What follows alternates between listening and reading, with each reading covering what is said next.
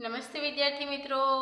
मैं आज आपको कक्षा 3 में हिंदी विषय में फिर से एक बार हम मिलते हैं। तो आज मैं आपको इकाई नंबर 16 हमने 15 में अंक आप सीख चुके होंगे और आपको 1 से 20 तक की गिनती भी आ गई होगी। ठीक है ना बच्चों। तो अब हम सीखेंगे चित्रपाठ। चित्रपाठ यानी कि चित्रपाठ उसे गुजराती में चित्रपाठ એટલે ચિત્ર જોઈને આપણે તેના શબ્દો ચિત્ર જોઈને તમને ખ્યાલ આવી જ જાય કે આ શાનું ચિત્ર છે, બરાબર।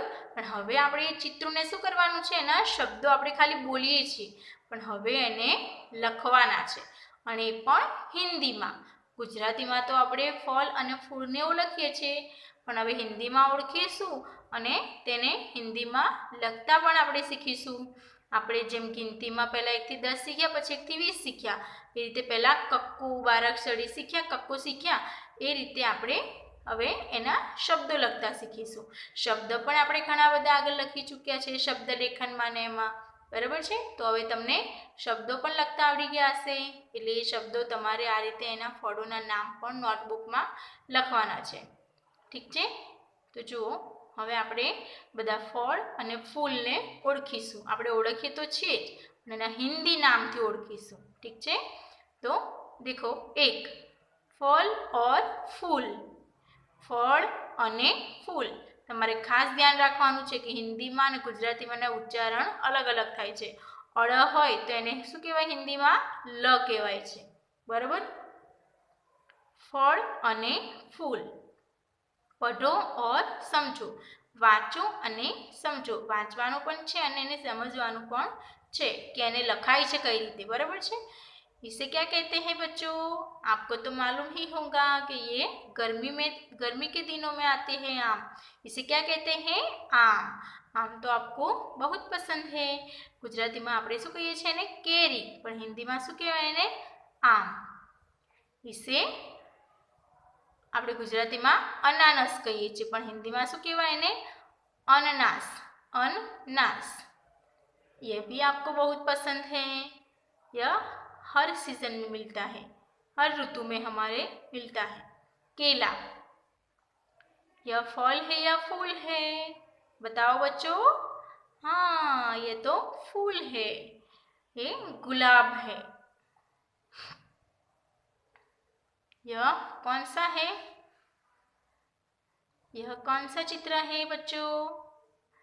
वह भी गर्मी में ही हम खाते हैं और बहुत सारा पानी होता है इसमें। हमारे गर्मी के दिनों में वह हमारे सेहत के लिए बहुत अच्छा है, हमें ठंड भी मिलती है शरीर में।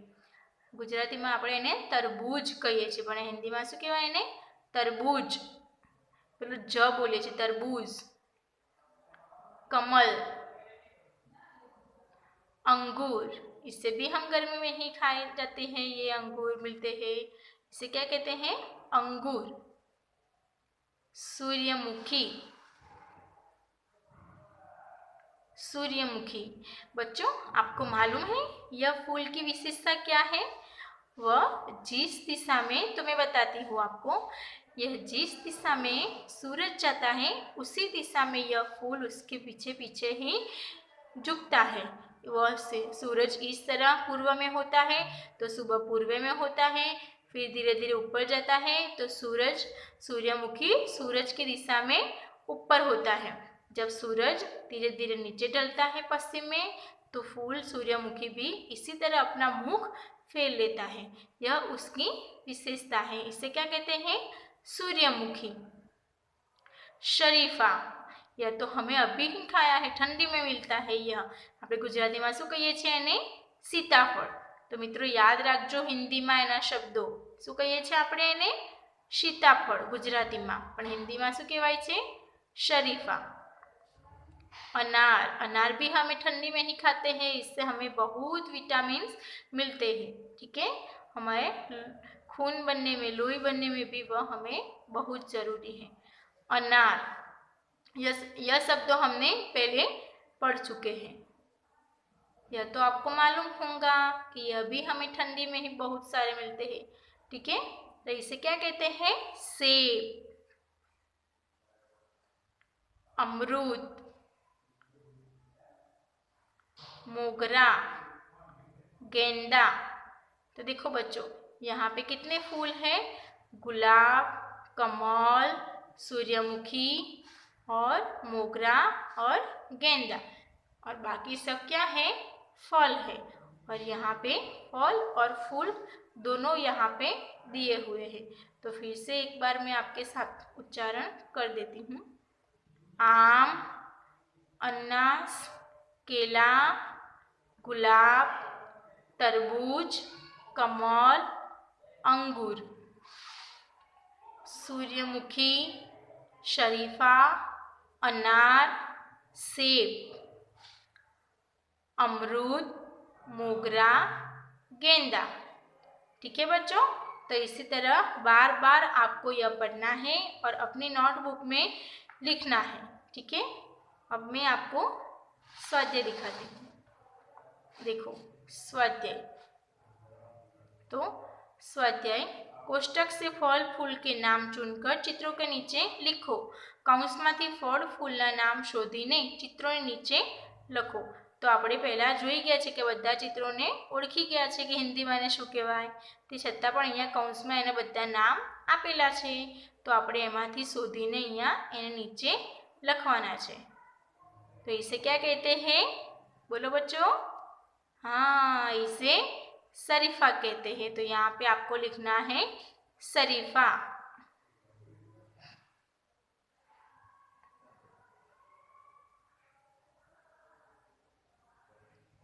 इसी तरह इसे क्या कहते हैं? अमरूद। तो यहाँ पे हमें लिखना है अमरूद।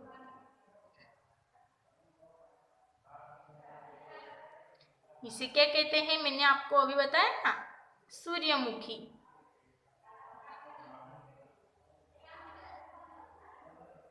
इसे क्या कहते हैं? अनार।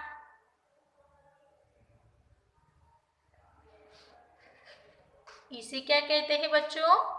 आपको तो बहुत पसंद है, हाँ, केला। तो यहाँ पे हमें टिक भी करते जाना है। इसे क्या कहते हैं? मोगरा। तो यहाँ पे लिखना है मोगरा।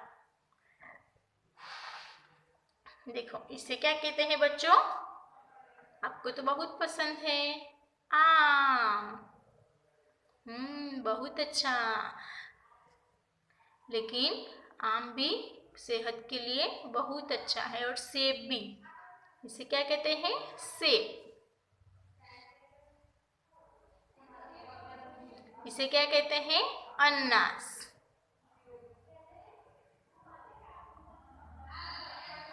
इसे क्या कहते हैं? इसे क्या कहते हैं बच्चों?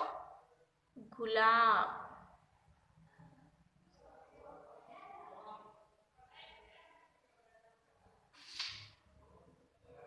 इसे क्या कहते हैं? तरबूज। तो इसी तरह आपको यहाँ से ढूंढकर उसका नाम आपको लिखना है। इसे क्या कहते हैं? कमल। कौन सा फूल है ये? कमल का। इसी तरह आपको सभी चित्रों के नीचे उसका नाम हिंदी में लिखना है। फिर से एक बार मैं पढ़कर दिखाती हूँ। शरीफा, अमरूद, सूर्यमुखी, अनार, केला, मोगरा, आम, सेब, अनानास, गुलाब, तरबूज और कमल। ठीक है बच्चों, तो हमने फल और फूल के बारे में सीख लिया, और हम अब सीखेंगे साग सब्जी। तो हम बच्चों, हमें सभी सब्जी का खाना चाहिए। हम ऐसा नहीं कहें कि नहीं, मैं बैंगन नहीं खाता, मुझे नहीं अच्छा लगता, मुझे लौकी नहीं अच्छी लगती, मुझे भिंडी नहीं अच्छी लगती। लेकिन हमारे सेहत के लिए भिंडी, लौकी, टमाटर, बैंगन, सब कुछ हमें कुछ न कुछ प्रोटीन, विटामिन मिलते हैं। और सर्दी के अभी तो ठंडी में बहुत सारे सब्जी मिलते हैं, तो हमें सभी सब्जी को खाना चाहिए। तो हम देखते हैं यहाँ पे શાક સબ્જી, ગુજરાતીમાં શું કહેવાય છે? શાકભાજી। આપણે ઘણા બધા શાકભાજી આપણે પહેલાં પણ જોઈ ગયા છે। આપણે ફરી એકવાર, આપણે તમે વાર્તા સાંભળી છે ને, પોપટભાઈ બટાકા ભાઈ આખો દિવસ બટાકા ખા કરે છે તો એમને કેવું પેટમાં તકલીફ થઈ જાય છે, બરાબર. એટલે વારંવાર આપણે એકને એક શાકભાજી ખાઈએ તો આપણને શરીરમાં નુકસાન થાય છે. પણ આપણે સારું બટાકા જેવા શાકભાજી નહીં, પણ મેથી, વટાણા, ગુજરાતીમાં ટમાટર, રીંગણ, ભીંડા, મૂળા એ બધા જ ખાવાથી આપણના શરીરમાં ઘણું બધું તંદુરસ્ત રહીએ છીએ અને પ્રોટીન, વિટામિન આપણને મળે છે. चलो આપણે જોઈએ टमाटर. तो इसका हम क्या करते हैं, सब्जी भी बनाते हैं और सलाद में भी उसको कच्चा भी खा सकते हैं. कई सब्जी ऐसे भी होते हैं हम कच्चे भी खा सकते हैं. આપણે पर्यावरण में તમારે આવશે આગળ, बराबर. इसे क्या कहते हैं, मेथी. मेथी अभी तो बहुत सारी मिलती है, उसका थेपला हम खाते हैं. फिर क्या बनाते हैं, पकोड़ा. पकोड़ा खाते हैं, भले गुजराती में कहवाय छे भजिया, थेपला, बराबर. એનું સરસ શાક પણ બને છે. તો આપણે મેથીનું સૌથી વધારે સેવન અત્યારે કરવું જોઈએ શિયાળામાં. મટર આ પણ શિયાળામાં ઘણું બધું મળે છે, બરાબર છે. તો એ પણ આપણે એનું ખાવું જોઈએ. મટર હિન્દીમાં શબ્દો યાદ રાખજો બધા, ટમાટર, મેથી, મટર. બેંગન, ભીંડી, મૂલી આપણને અત્યારે જ મળે છે, ઘણું બધું મળે છે ને આપણે બહુ સારું છે આપણા માટે આ શિયાળામાં ખાવા માટે. मिर्च, मिर्च कैसी लगती है, हाँ ये बहुत तीखी होती है ना, तो इसे भी हमें खानी ही चाहिए लेकिन कच्ची नहीं, वरना क्या होगा आपको मालूम है.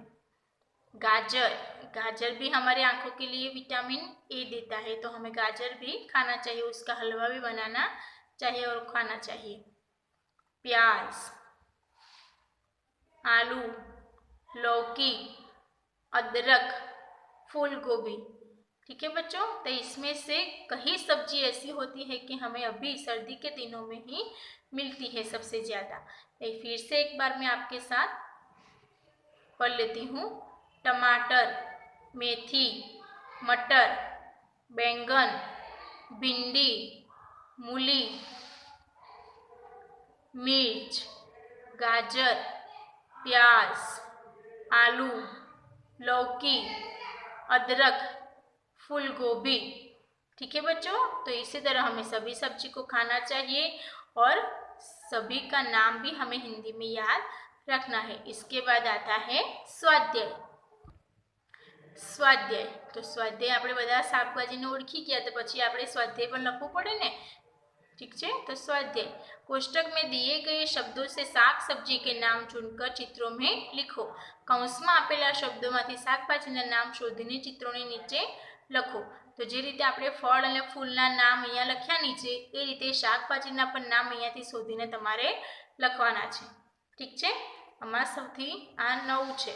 આ તમે ઓળખો છો કે બધા સબ્જી આપણે જોઈ લીધી કે આ ભીંડી, પ્યાज, मेथी, टमाटर, अदरक, मूली, आलू, गाजर, यह है उसमें नहीं दिया, तो इसे क्या कहते हैं, लहसुन. लहसुन, बैंगन, मटर और फूल गोभी. ठीक है. तो यह सभी आपको इसके नीचे उसका नाम लिखना है इसमें से ढूंढकर. ठीक है. तो हमें सभी शब्दों को बार बार दोहराना चाहिए, पढ़ना चाहिए और उसे हिंदी में क्या कहते हैं वह भी हमें याद रखना चाहिए. ठीक है बच्चों. Bye bye.